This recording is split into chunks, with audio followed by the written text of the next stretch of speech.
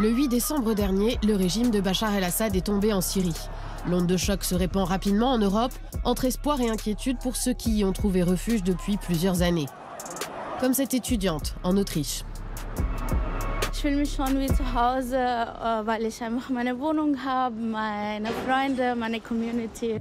Alors que faire? Doivent-ils rentrer dans un pays où l'incertitude le dispute encore au chaos?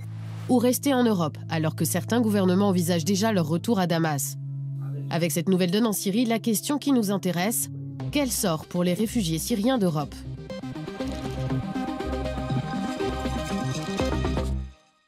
Et pour répondre à cette question, on vous parlera de la situation en Syrie, encore marquée par l'instabilité. On fera le point sur les différents statuts des Syriens qui vivent en Europe. Et enfin, Birgit Glorius, chercheuse spécialiste des questions migratoires à l'université de Chemnitz en Allemagne, répondra à nos questions. Mais d'abord, écoutons Afra Najim, qu'on a brièvement entendu à l'instant. Nous l'avons rencontré à Vienne, dans le contexte particulier de l'Autriche donc, le pays européen avec la réponse la plus radicale depuis la nouvelle donne en Syrie. En 2015, elle quitte la Syrie avec sa famille. Aujourd'hui, elle est installée à Vienne, en Autriche, où elle étudie le droit depuis 4 ans. La décision du gouvernement autrichien de mettre en place un programme de rapatriement et d'expulsion vers la Syrie lui fait peur. Mein Aufenthaltstitel ist jetzt bis Juni 2025 begrenzt. Ich müsste dann den Antrag im März stellen und da schwingt schon Unsicherheit mit, was passiert, bekomme ich eine Ablehnung. Ich weiß es nicht. Pour Afra, qui est originaire d'Al-Soukna au centre de la Syrie, la décision du gouvernement autrichien est prématurée. Unser Dorf ist einfach ein Ghost Town. Da ist niemand, da gibt es keine Infrastrukturen. Das Krankenhaus ist kaputt, es gibt keine Supermärkte. Also es ist keine Grundversorgung und das betrifft viele kleine Städte im Süden. Avec quelques amis, Afra a fondé l'association Souriat, qui promeut la place des femmes syriennes en exil et dans leur pays natal pour défendre la justice et la paix. Selon les chiffres du Haut Commissariat des Nations Unies pour les réfugiés, depuis 2011 et le début de la guerre civile en Syrie, plus de 6 millions de Syriens ont fui leur pays. La moitié a trouvé refuge en Turquie et un peu plus d'1 million ont été accueillis dans un pays d'Europe. Mais ces chiffres risquent d'évoluer dans les prochains mois. D'ailleurs, l'ONU prévoit que d'ici juin 2025, 1 million de Syriens pourraient regagner la Syrie. Quels pays vont-ils alors retrouver ? C'est le nouvel homme fort de Damas, celui qui a fait tomber 54 ans de dictature en quelques jours. Acclamé par les Syriens, Abu Mohamed al-Joulani, c'est son nom de guerre, incarne aussi les inquiétudes du monde pour l'avenir de la Syrie. Car il est à la tête de l'organisation Hayat Tahrir al-Sham, HTC, un groupe djihadiste autrefois affilié à Al-Qaïda et inscrit sur la liste noire des organisations terroristes de l'ONU et de l'Union européenne. La tâche qui attend ces nouveaux dirigeants est colossale. Il faut d'une part retrouver la stabilité dans un pays fracturé et d'autre part montrer patte blanche au reste du monde. Un défi immense car la Syrie a été ravagée par la guerre et les exactions de Bachar el-Assad, qui n'a pas hésité à raser des villes rebelles en guise de représailles. Difficile d'imaginer le retour des exilés dans ces conditions, surtout que le pays reste divisé entre sunnites, chiites, chrétiens, kurdes et une multitude d'autres minorités.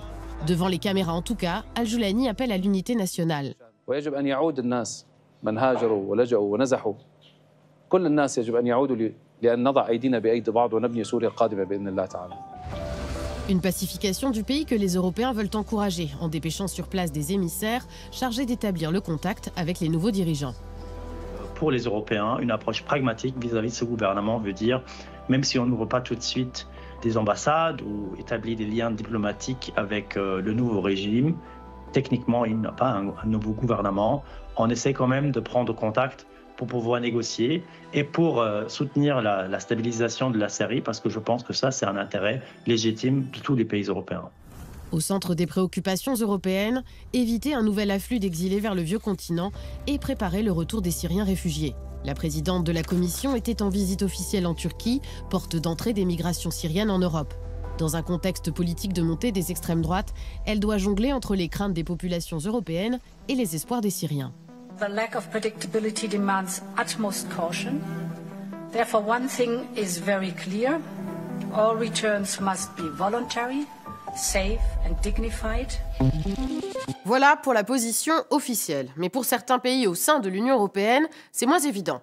Le contexte politique, économique, voire démographique amène à des réactions différentes. Rappelons déjà qu'en Europe, les 3 pays qui ont accueilli le plus de réfugiés syriens, selon la définition et les chiffres des Nations Unies, sont l'Allemagne, avec près de 800 000, loin devant l'Autriche et la Suède, avec moins de 100 000 réfugiés chacun. Quant à la France, elle en a accueilli seulement 45 000 environ. Et ces chiffres ne sont pas près de bouger dans l'immédiat. À peine 48 heures après la chute de Bachar al-Assad, une dizaine de pays européens a annoncé geler les demandes d'asile des Syriens, soit plus de 100 000 procédures dans l'Union européenne. Raison invoquée, difficile de statuer sur la sécurité d'un pays en plein changement de régime. Mais certains n'ont pas attendu la fin du boucher de Damas. Cet été, plusieurs États européens ont demandé à l'Union européenne de renouer avec la Syrie pour faciliter le retour des réfugiés. Aujourd'hui, l'Autriche est celle qui va le plus loin en promettant une prime de 1 000 € pour encourager les départs volontaires. Mais les partis d'extrême droite appellent déjà à renvoyer les Syriens contre leur gré. Des retours forcés impossibles tant que le pays n'est pas considéré comme sûr. Was wirklich problematisch ist in dieser politischen Praxis, dass man einfach unsauber formuliert. Zum Beispiel, wenn man über dieses Thema der Rückkehr, der möglichen Rückkehr von Geflüchteten spricht. Und wenn das dann im Grunde mit plakativen Worten übertitelt wird, in Hinsicht auf Abschiebung zum Beispiel, dann benutzt man ja eigentlich eine Begrifflichkeit, die ja eigentlich das schärfste Schwert auch in der Asylgesetzgebung betrifft. Die Abschiebung ist die gewaltvolle Entfernung eines Menschen aus dem Staat, in dem er Zuflucht gesucht hat. Expulser ces réfugiés syriens serait pratiquement impossible. Une procédure de révocation de ce statut, qui pourrait être engagée du fait de la nouvelle situation en Syrie, prend du temps. Et pour notre experte, cela pose problème.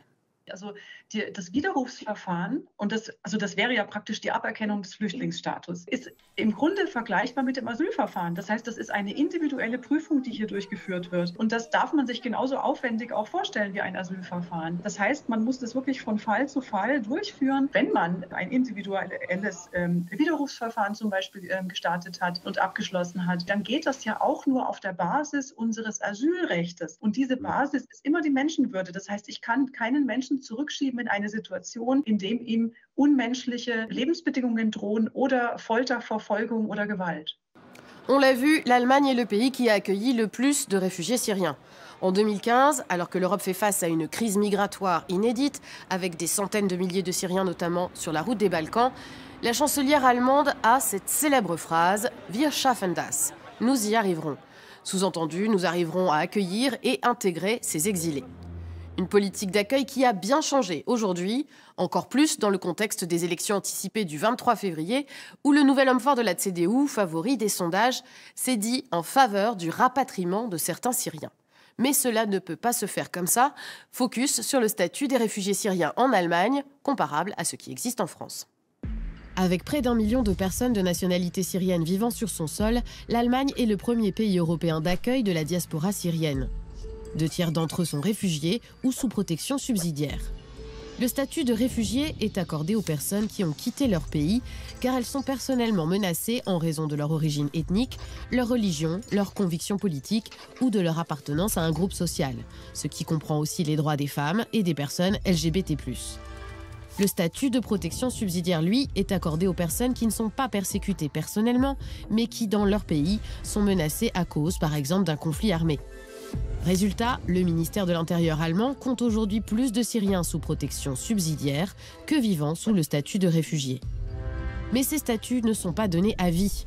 L'Allemagne délivre d'abord un permis de séjour de 3 ans qui leur permet de travailler. Pour obtenir un permis de séjour permanent, tous doivent montrer qu'ils maîtrisent la langue et ont un logement et un salaire qui leur permettent de vivre en Allemagne. Au-delà de ces 2 statuts, il faut préciser que plus de 160 000 Syriens ont acquis la nationalité allemande depuis 2015. Et ce sont les seuls aujourd'hui qui peuvent, s'ils le souhaitent, voyager dans leur pays d'origine. Ceux qui bénéficient d'un autre statut ne sont pas autorisés à le faire. Un état de fait qui devrait évoluer selon notre experte. Wir forschen ja sehr viel zu dem Lebensvollzug von Migrantinnen und Migranten und sehen da ja eigentlich auch immer wieder, dass diese Vorstellung von einer einmaligen Auswanderung und einem permanenten Verbleib in einem Zielland eher die Ausnahme ist. Die Regel ist, dass man mehr die Ausformung von transnationalen Lebensstilen sieht, dass also Menschen über Generationen hinweg enge Verbindungen zu ihrem Herkunftsland haben. Und diese Perspektive, denke ich, sollte man jetzt auch mal auf Syrien anwenden und sollte daran auch arbeiten, zu überlegen, welche Perspektiven könnten Syrerinnen und Syrer in Deutschland haben, für ihr Land etwas zu tun, auch wenn sie nicht zurückgehen. Wenn sie vielleicht nur temporär zurückgehen, wenn vielleicht nur ein Familienangehöriger zurückgeht, wenn man vielleicht von Deutschland aus zum Beispiel den Aufbau von zivilgesellschaftlichen Strukturen in Syrien unterstützt, mit Geld, mit Know-how. Et si vous voulez en savoir plus sur ce qui se passe en Syrie depuis 2011 et qui a mené à la situation actuelle, je vous recommande le documentaire Syrie, les dessous du conflit, à voir sur arte.tv et sur YouTube. Arte Europe l'Hebdo s'offre 2 semaines de coupure pour les fêtes. On se retrouve en 2025. D'ici là, portez-vous bien, tchuss et hasta luego.